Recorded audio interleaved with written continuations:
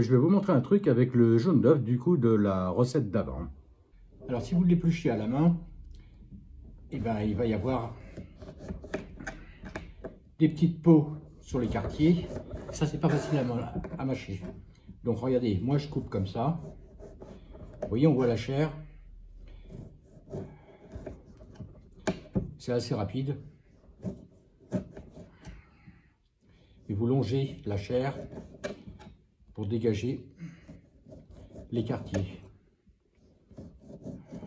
Voilà. On fait comme ça.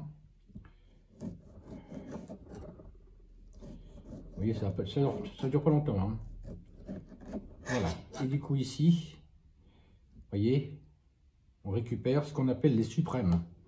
Bon, bah, on enlève le petit comme ça. On peut faire aussi comme ça et comme ça. Voilà. Alors là, je me dépêche un petit peu pour la vidéo. De toute façon, il faut toujours se dépêcher un petit peu hein, quand on fait à manger pour les autres. Voilà.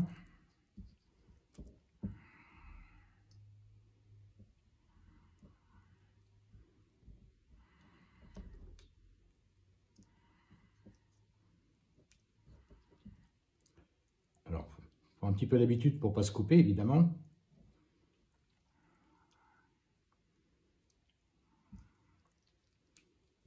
Voilà.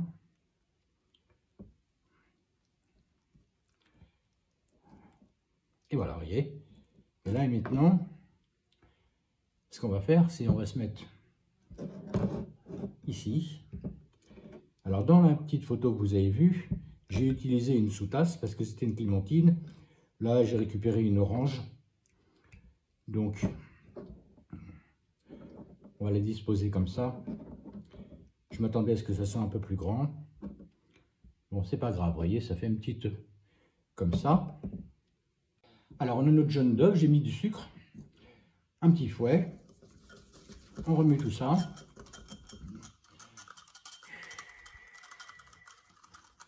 Alors, si vous voulez, vous pouvez mettre un petit peu de crème fraîche.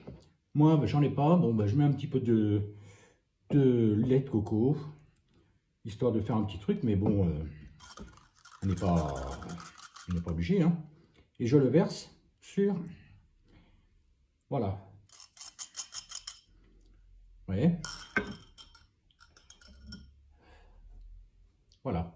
Et ça, on va le mettre au four. Ou si vous n'avez pas comme ça, si vous êtes pressé, bah 20-30 secondes au micro-ondes. Et voilà ce que ça donne après quelques minutes au grill. Ben, toujours pareil, vous pouvez retrouver mes conseils comme ça sur le petit livre. Je vous mets le lien.